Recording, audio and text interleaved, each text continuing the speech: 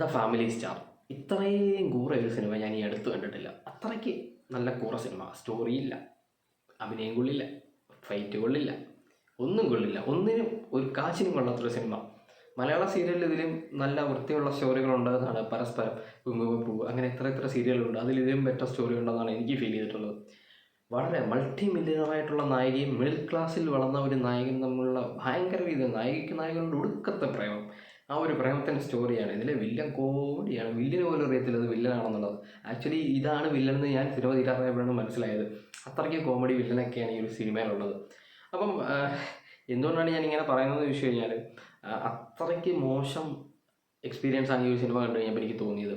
ഈ സിനിമ സംവിധാനം ചെയ്തിരിക്കുന്നത് ഗീതാ ഗോവിന്ദത്തിൻ്റെയൊക്കെ ഡയറക്ടറായിട്ടുള്ള പരശുറാമാണ്. സിനിമയിൽ അഭിനയിച്ചിട്ടുള്ളത് വിജയ് ദേവരകൊണ്ട ആൻഡ് മൃണാൽ താക്കൂറാണ്. മൃണാൽ താക്കൂർ എനിക്ക് സെലക്റ്റീവായിട്ടാണ് സിനിമ ചെയ്തുകൊണ്ടിരുന്നത്. പക്ഷേ ഇത് പാളിപ്പോയി. 50 കോടി ബഡ്ജറ്റിൽ ഇറങ്ങിയ ഒരു സിനിമയ്ക്ക് 19 കോടി രൂപയാണ് കളക്ഷൻ കിട്ടിയത്. ഈ 19 കോടി എനിക്കൊന്നും അബദ്ധം പറ്റിപ്പോയി കണ്ട ആരെങ്കിലുമൊക്കെ ആയിരിക്കും ഈ സിനിമ തിയേറ്ററിൽ പോയി കണ്ടത്. അല്ലാതെ അറിഞ്ഞുകൊണ്ടാരും ഈ ഒരു സിനിമയ്ക്ക് പോയി തലവെക്കില്ല എന്ന് 100% ഉറപ്പാണ്. അപ്പം സിനിമയുടെ സ്റ്റോറിയിലേക്ക് വരികയാണെങ്കിൽ, ഗോവർദ്ധൻ എന്ന് പറയുന്ന മിഡിൽ ക്ലാസ് മാൻ ഫുൾ ഫാമിലിയുടെ പറയുന്നത്. അതായത് ഫാമിലിയിൽ 2 ചേട്ടന്മാരുണ്ട്, ചേട്ടന്മാരുടെ ഭാര്യമാരുണ്ട്, ചേട്ടന്മാരുടെ മക്കളുണ്ട്, പിന്നെ മുത്തശ്ശിയുണ്ട്. ഈ ചേട്ടന്മാർക്ക് രണ്ടും പണിയില്ല. ഒരു ചേട്ടൻ വെള്ളം അടിച്ച് വാറായി കിടക്കുന്നു, മറ്റേ ചേട്ടൻ എന്തോ ബിസിനസ് അങ്ങോട്ട് ചെയ്യാൻ പോകുന്നു. ഈ ആകെ പണിയുള്ളത് ഗോവർദ്ധന് മാത്രമാണ്. ഗോവർദ്ധൻ ഒരു ആർക്കിടെക്റ്റാണ്, ഒരു കമ്പനിയിലെ കഠിനാധ്വാനിയായ വർക്കർ. അവിടുത്തെ പെൺപിള്ളേർ, അതായത് പുറകെ നടക്കുന്നു. പക്ഷെ ഒരു പെണ്ണിനോടും ഒരു ക്രഷോ പ്രേമോ ഒന്നുമില്ല, അവരോടൊന്നും ഒരു ചെറിയ ഇഷ്ടം പോലും ഇല്ലാതുള്ള രീതിയിൽ നടക്കുന്നു. അങ്ങനെ ഇരിക്കുന്ന സമയത്താണ് ഗോവർദ്ധൻ്റെ വീട്ടിലേക്ക് ഇന്ദുമതി, നമ്മുടെ നായിക വരുന്നത്. നായിക വാടകയ്ക്ക് താമസിക്കാനായിട്ട് വരുന്നു. ആന്ത്രപ്പോളജി പഠിക്കാനായിട്ട് നായകൻ്റെ തൊട്ടപ്പുറത്തെ കോളേജിൽ വന്നതാണ്. അങ്ങനെ ഗസ്റ്റായിട്ട് വന്ന് നിൽക്കുന്നു. വേറൊരു പെണ്ണിനോടും തോന്നാത്ത പ്രേമം നായികയെ കണ്ടപ്പം ഗോവർദ്ധൻ ഇന്ദുവിനോട് പെട്ടെന്ന് തോന്നുന്നു. ഫസ്റ്റ് ലുക്കിൽ തന്നെ തോന്നുന്നു. പിന്നെ അത് പ്രേമമാകുന്നു. ഭയങ്കര രീതിയിൽ പാട്ട്, റൊമാൻസൊക്കെ വരുന്നു. അങ്ങനെ ഇരിക്കുമ്പം ഗോവർദ്ധൻ കണ്ടെത്തുകയാണ്, ഗോവർദ്ധനെ പറ്റി ഒരു തീസിസ് എഴുതാനാണ് ഈ ആന്ത്രപ്പോളജി പഠിക്കുന്ന നായിക അവിടെ വന്ന് താമസിച്ചത്. ആ ഒരു തീസിസ് നായകൻ്റെ കയ്യിൽ കിട്ടുന്നു. നായകൻ കോടതിയിൽ ചെന്നിട്ട് നായികയുടെ കാരണം നോക്കി ഒറ്റ അടി കൊടുത്തിട്ട്, ഇനി മേലെ എൻ്റെ മുന്നിൽ കണ്ടുപോകരുത്, ഞാനെന്ത് മിഡിൽ ക്ലാസ് ഫാമിലിയാണോ, അതാണ് ഇതാണ് വാങ്ങയാണ് തേങ്ങയാണെന്നൊക്കെ പറഞ്ഞത് ഗോവർദ്ധനെ ടെൻഷൻ അടിച്ചിരിക്കുമ്പം ലാപ്പിലെ പഴയ ഒരു പ്രൊഫൈൽ പിക്ചർ കാണുന്നു. നായകനും ഏതോ ഒരു വലിയ കമ്പനിയുടെ ഏതോ ഒരു CEO ആയിട്ട് നിൽക്കുന്നത്. നേരെ പോയി CEO കാണുന്നു. ഞാൻ പണ്ട് വേണ്ടെന്ന് പറഞ്ഞ ജോലി എനിക്ക് തരണം, ഒരു 2 ദിവസത്തെ അഡ്വാൻസും തരണം എന്ന് പറയുന്നു. പിന്നെ നായകൻ്റെ ഷോ ഓഫാണ്. നായക വമ്പൻ ഷോ ഓഫ്, റിച്ച് ലൈഫ്. അതായത് പബ്ലിക് സ്കൂളിൽ നിന്ന് മാറ്റി പിള്ളേരെ എല്ലാം പ്രൈവറ്റ് സ്കൂളിലാക്കുന്നു, ഐഫോൺ വാങ്ങിക്കുന്നു, ട്രയംഫ് വാങ്ങിക്കുന്നു. നായിക ഇതെല്ലാം വീഡിയോ കോൾ ചെയ്ത് വീഡിയോ എടുത്ത് കാണിക്കുന്നു. അങ്ങനെ അപ്പോഴേ ഞാൻ ഒരു ട്വിസ്റ്റ് വളർത്തുന്നതാണ്, ഒരു കാര്യമില്ല. എന്നാലും നായകൻ ഇത് ശ്രദ്ധിക്കാതെ പോയത് വളരെ മോശമാണ്. കാരണം എന്താണെന്നല്ലേ, നായകൻ ആദ്യമായിട്ട് ജോലിക്ക് കയറാൻ ചെല്ലുമ്പം ദേ ഇരിക്കുന്നു നായിക അവിടെ. ഇന്ദുവിനെ മൈൻഡ് ചെയ്യാതെ പോയി CEOയോട് പറയുന്നു, സാർ ഞാൻ വർക്ക് ചെയ്യാനായിട്ട് വന്നതാണ്, അതാണെന്ന് പറയുമ്പം ഉടനെ പരിചയപ്പെടുത്തുന്നു. ഏത് CEO മോളെ, ഇത് ഇന്ദുമതി, ഇതെൻ്റെ മോളാണെന്നുള്ളത്.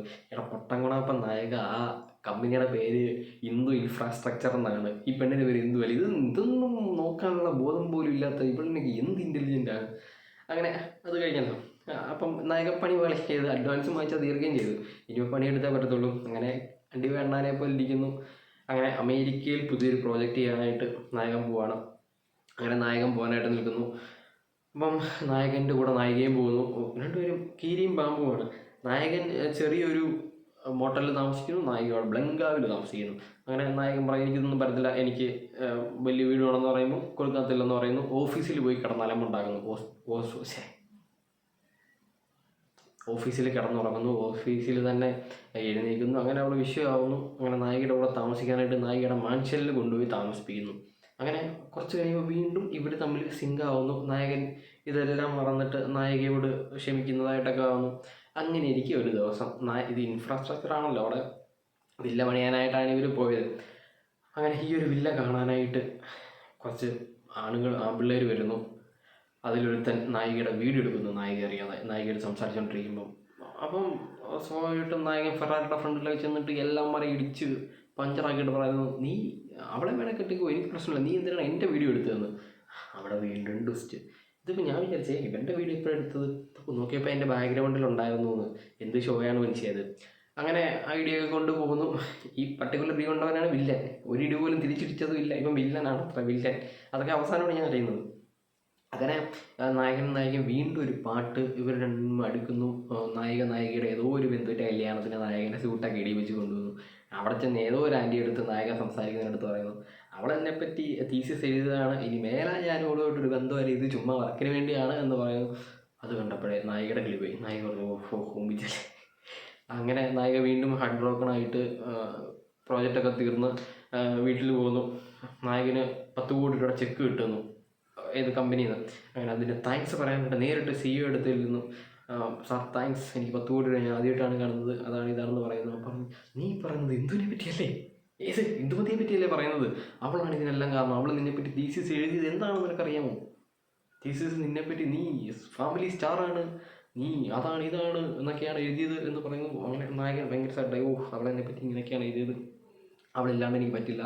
ഉടനെ ഫോൺ എടുത്ത് കുത്തി വിളിക്കുമ്പോൾ നായികയുടെ അച്ഛൻ പറയുന്നില്ല, അവളെ വിളിച്ചാൽ കിട്ടുന്നില്ല. മറ്റേ അവൻ്റെ അപ്പൂപ്പൻ, അവനെന്തോ വലിയ പൊളിറ്റീഷ്യനാണ്, പിടിച്ചുകൊണ്ട് പോയി കെട്ടിക്കാനായിട്ട് പോയിട്ടുണ്ട്. അവൻ ആ ഫെറാറിയും കൊണ്ട് എവിടെ പോയി വിഴുങ്ങിയിട്ട് ഏതോ വണ്ടിയുടെ പോയി കയറിയിട്ട് ഇപ്പോൾ ബോധമില്ലെന്ന് കിടക്കുകയാണ്, അവനെ കല്യാണം കഴിപ്പിക്കാനായിട്ട് കൊണ്ടുവരണമെന്നൊക്കെ പറയുന്നു. അങ്ങനെ നായകൻ അമ്മൂമ്മയെ വിളിച്ചിട്ട് ഇവിടെ എഴുതിയ തീസിസിൻ്റെ പുസ്തകം എല്ലാം എടുത്തുകൊണ്ട് ചെല്ലുകയാണ്. ഏത് മറ്റേ പൊളിറ്റീഷ്യൻ്റെ വീട്ടിൽ, വില്ലൻ്റെ വീട്ടിലേക്ക്. വില്ലൻ്റെ വീട്ടിൽ ചെല്ലുന്നു. അവിടെ ചെന്ന് എല്ലാവർക്കും തീസിസൊക്കെ കൊടുക്കുന്നു. വീട്ടിൽ കയറി മാസമായിട്ടിരിക്കുന്നു. എവിടെ നിന്നറിയത്തില്ല, ഒരു കുറേ വണ്ടി നിറച്ച വില്ലന്മാർ വരും, ഗുണ്ടകൾ. ഇതിനും വേണ്ടി ഗുണ്ടകൾ അവിടെ ഇടുന്നതാണെന്നാണ്. നായകൻ ഒന്നും നോക്കുന്നില്ല, അച്ഛൻ പിച്ച് പഠിക്കുന്നു. നായകൻ അടിയോടടി എന്ന് പറഞ്ഞാൽ അടിയോടടി. നായകൻ ഒന്ന് കാണുന്നു. അപ്പം മറ്റേ അപ്പൂപ്പൻ, വില്ലൻ്റെ അപ്പൂപ്പൻ വരുന്നു. വില്ലൻ്റെ അപ്പൂപ്പൻ എന്തൊക്കെയോ സംസാരിക്കുന്നു. നിങ്ങളുടെ കൊച്ചുമോനാണ്, ഞാൻ നോക്കും എന്ന് നായകൻ പറയുന്നു. ഞാനും എൻ്റെ കുടുംബം നോക്കുമെന്ന് പറയുന്നു. പക്ഷേ എനിക്ക് നായിക വേണം, ഇന്ദുമതിയെ വേണം എന്നൊക്കെ പറയുന്നു. അങ്ങനെ മാസമായിട്ട് അടിച്ച് അവരെല്ലാം അടിച്ചിട്ട് നേരെ ചെന്ന് നായിക എടുത്ത് കാര്യങ്ങളൊക്കെ പറയുന്നു. നായിക ആദ്യം പറ്റത്തില്ല എന്നൊക്കെ പറഞ്ഞെങ്കിലും അവസാനം ഒരു ഉമ്മയെ കൊടുത്ത് നായികയെ കൺവിൻസ് ചെയ്തുകൊണ്ട് പോകുന്നു. ഇതാണ് ഫാമിലി സ്റ്റാർ. അപ്പോൾ മലയാള സീരിയലിൽ എന്തോരം നല്ല സ്റ്റോറി ഉണ്ട്. അത് എൻ്റെ ചോദ്യം അതല്ല. മൾട്ടി മില്യണറുടെ നായിക എന്തിനാണ് ആന്ത്രപ്പോളജി പഠിക്കാൻ നായകൻ്റെ തൊട്ടടുത്ത കോളേജിൽ വന്നത്? എന്തോരം ഹോട്ടലുണ്ടാവും താമസിക്കാൻ. ഏതെങ്കിലും ഒരു ഹോട്ടലിൽ താമസിച്ച് അവിടെ നിന്ന് തീസിസ് എഴുതിയാൽ പോലെ. ഇത് ആരും അറിയാത്തൊരു നായകനെ പറ്റിയിട്ട് എഴുതേണ്ട വല്ല ആവശ്യമുണ്ടോ? ഇതിപ്പോൾ വേണമെങ്കിൽ ഒരു ചോദ്യം ചെയ്യാം. മറ്റേ അച്ഛൻ പണ്ട് കണ്ട് പറഞ്ഞായിരിക്കും ഇവൻ ഇതുപോലെ നമ്മുടെ ജോലി വേണ്ടെന്ന് പറഞ്ഞുകൊണ്ടായിരിക്കും, അങ്ങനെ വേണമെങ്കിലും ഒന്ന് പറയാം. എന്നാലും അവിടെ വന്ന നായികയ്ക്ക് ചിലപ്പോൾ പ്രേമം തോന്നിയെന്നൊക്കെ പറയാം. പക്ഷേ എന്നാലും ഇതൊരു ക്രിഞ്ചല്ലേ. ഇത് ക്രിഞ്ചെന്നൊന്നും പറയാൻ പറ്റുന്നില്ല. ക്രിഞ്ചിനും കൂടെ അപമാനമാകുന്ന ഒരു സ്റ്റോറിയാണ്. എന്നാലും ഇതൊക്കെ എങ്ങനെ പ്രൊഡ്യൂസ് ചെയ്ത് കേട്ടോ? പ്രൊഡ്യൂസറിൻ്റെ ഒരു 30 കോടി രൂപ പോയി.